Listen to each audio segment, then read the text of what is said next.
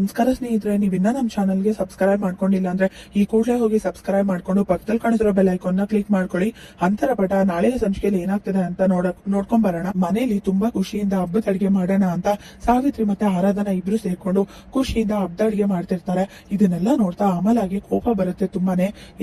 ಏನೇ ನೀನ್ ಕೆಟ್ಟ ದೃಷ್ಟಿ ಹಾಕ್ಬೇಡ, ಅತ್ತ ಸೊಸೆ ಈಗ್ಲಾದ್ರೂ ಎಷ್ಟೋ ಖುಷಿಯಾಗಿದ್ದಾರೆ, ಇದ್ರಿಂದ ನಿಂದೆ ಏನೋ ಕೈವಾಡ ಇದೆ ಅಂತ ನಂಗೆ ಚೆನ್ನಾಗಿ ಗೊತ್ತಿದೆ. ಆ ರೇಷ್ಮಾ ಇದ್ದಕ್ಕಿದ್ದಾಗೆ ಬಂದು ಇಷ್ಟೆಲ್ಲ ಆಗಿ ಮನೆ ಬಿಟ್ಟು ಆರಾಧನ ಹೋಗೋ ತರ ಪರಿಸ್ಥಿತಿ ಬಂದಿತ್ತು ಅಂದ್ರೆ ಇದರಿಂದ ನೀನೇ ಇದೆಯಾ ಕಣೆ ಅಂತ ಅಜ್ಜಿ ಮಾತಾಡ್ತಿರ್ತಾರೆ. ಅಜ್ಜಿ ಏನ್ ಮಾತಾಡ್ತಿದ್ದೀರಾ ನೀವು, ಯಾಕೆ ನನ್ ಮೇಲೆ ಇಷ್ಟೊಂದು ಕೋಪ ನಿಮ್ಗೆ ಅಂತ ಕೋಪ ಮಾಡ್ಕೊಂಡು ಬೈತಿರ್ತಾಳೆ. ಆಮೇಲೆ ಸಾಕ್ ನಿಲ್ಸು, ನೀನೇನು ಅಂತ ನಂಗೆ ಚೆನ್ನಾಗಿ ಗೊತ್ತಿದೆ.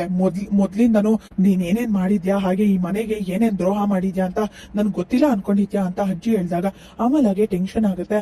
ಹಾಗೆ ಮನೆಯವ್ರ ಆಶೀರ್ವಾದ ತಗೊಂಡು ಎಲ್ಲರಿಗೂ ಊಟ ಬಡ್ಸಕ್ಕೆ ಅಂತ ಆರಾಧನ ಬರ್ತಾಳೆ. ಮೊದಲನೇ ಸರಿ ನಮ್ಮ ಮನೆಯಲ್ಲಿ ಮದ್ವೆ ಆದ್ಮೇಲೆ ಈಗ ಆರಾಧನಾ ಅಡ್ಗೆ ಮಾಡಿರೋದು. ಈಗ ಆರಾಧನಾ ಮತ್ತೆ ಸುಶಾಂತ್ ಇಬ್ರು ಹೊಸದಾಗಿ ಮದ್ವೆ ಆಗಿರೋ ಜೋಡಿನೇ ಅಂತ ತುಂಬಾ ಖುಷಿಯಾಗಿರ್ತಾರೆ. ಹಾಗೆ ಅಮಲ ಆಶೀರ್ವಾದ ತಗೊಳಕ್ ಕೂಡ ಕಾಲಕ್ ಬಿದ್ದು ಅಮಲನ ನೋಡ್ತಾ ತುಂಬಾ ಕೋಪದಿಂದ ಆರಾಧನಾ ನೋಡ್ತಿರ್ತಾಳೆ.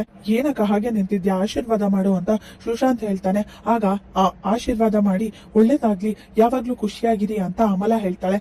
ಎಲ್ಲರೂ ಒಟ್ಟಿಗೆ ಕೂತ್ಕೊಂಡು ಊಟ ಮಾಡ್ತಿರೋದನ್ನ ನೋಡಿ ಅಮಲ ಕೋಪ ಮಾಡ್ಕೊಂಡು ಈ ಸಂಭ್ರಮನ ಹಾಳು ಮಾಡ್ಬೇಕು ಅಂತ ಅನ್ಕೊಂಡಿದ್ರೆ ಎಲ್ಲ ಉಲ್ಟಾ ಆಯ್ತು, ಏನ್ ಮಾಡ್ಲಿ ನಾನು ಅಂತ ಅನ್ಕೋತಿರ್ತಾಳೆ. ರೇಷ್ಮನ ಭೇಟಿ ಆಗಕ್ಕೆ ಅಂತ ಅಮಲ ಹೊರಗಡೆ ಹೋಗಿರ್ತಾಳೆ, ಅಮಲ ಮತ್ತೆ ಗಣಪತಿ. ಆಗ ರೇಷ್ಮಾ ಮತ್ತೆ ನಂದು ಇಬ್ರು ಕೂಡ ತುಂಬಾ ಕೋಪ ಮಾಡ್ಕೊಂಡು ಎಲ್ಲ ಆಗಿದ್ ನಿಮ್ಮಿಂದಾನೆ, ನಿಮ್ ಮಾತ್ ಕೇಳಿಲ್ಲ ಅಂದಿದ್ರೆ ಇಷ್ಟೊತ್ತಿಗೆ ನಾವು ಚೆನ್ನಾಗಿರ್ತಿದ್ವಿ, ಆಸ್ತಿ ಹುಚ್ಚಿ ಇಡ್ಸಿ ನಮ್ಗೆ ಈಗ ಇಲ್ಲಿಗೆ ತಂದು ಕೂರಿಸಿದ್ದೀರಾ, ಆದ್ರೆ ನಾವು ಮಾತ್ರ ಬಂದ್ಬಿಟ್ರೆ ಹೇಗೆ, ನೀವೇ ಅಲ್ವಾ ಇದ್ರಿಂದ ಇರೋ ಮಾಸ್ಟರ್ ಪ್ಲಾನು, ನಿಮ್ಮ ಹೆಸರನ್ನು ಹೇಳ್ತೀವಿ ಅಂತ ಮಾತಾಡ್ತಿರ್ತಾಳೆ ರೇಷ್ಮಾ ನಿನ್ಗೆ ಎಷ್ಟು ದುಡ್ಡು ಬೇಕೋ ಅಷ್ಟೊಂದು ಕೇಳು, ನಾನ್ ಕೊಡ್ತೀನಿ, ಆದ್ರೆ ನಮ್ ವಿಷಯ ಮಾತ್ರ ಬಾಯಿ ಬಿಡ್ಬೇಡ, ನಾನು ಹೇಗಾದ್ರೂ ಮಾಡಿ ನಿನ್ನ ಬೇಲ್ ಕೊಟ್ಟು ಹೊರಗಡೆ ಕರ್ಕೊಂಡ್ ಬರ್ತೀನಿ, ಯೋಚನೆ ಮಾಡ್ಬೇಡ ಅಂತ ಅಮಲ ಹೇಳ್ತಾಳೆ. ಹೀಗ ಅನ್ಬಿಟ್ರೆ ಹೇಗೆ, ಹಾಗಾದ್ರೆ ನಾವು ಮಾತ್ರ ಶಿಕ್ಷೆ ಅನ್ಭೋಗ್ಸ್ಬೇಕಾ? ಇಲ್ಲ, ನೀವು ಮಾಡಿರೋ ಪ್ಲಾನ್ ಇಂದ ನಾವು ಶಿಕ್ಷೆ ಅನ್ಭೋಗ್ಸಕ್ಕೆ ನಾವು ತಯಾರಿಲ್ಲ, ನಾವೇನ್ ಬಕ್ರ ಅನ್ಕೊಂಡಿದೀವ.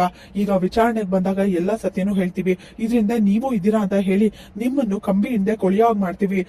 ನಮಗೆ ಬೇಲ್ ಸಿಗ್ಲಿಲ್ಲ ಅಂದ್ರೂ ಪರವಾಗಿಲ್ಲ, ನಾವು ಹೊರಗಡೆ ಬಂದಿಲ್ಲ ಆದ್ರೂ ಪರವಾಗಿಲ್ಲ, ಆದ್ರೆ ನೀವು ಕೂಡ ಬರ್ಬೇಕು ನಮ್ ಜೊತೆ ಅಂತ ರೇಷ್ಮಾ ಹೇಳಿದ ತಕ್ಷಣ ಇಲ್ಲಿ ಅಮಲ ಟೆನ್ಷನ್ ಮಾಡ್ಕೊಡು, ಏನಿದು ಇವಳು ಉಲ್ಟಾ ಹೊಡಿತಿದ್ದಾಳೆ, ಎಲ್ಲ ನಮ್ಮಿಂದ ಉಲ್ಟಾ ಆಗ್ತಿದ್ಯಲ್ಲ, ಏನ್ ಮಾಡೋದು ಅಂತ ಅಮಲ ಟೆನ್ಷನ್ ಮಾಡ್ಕೊಂಡು ಯೋಚನೆ ಮಾಡ್ತಿರ್ತಾಳೆ.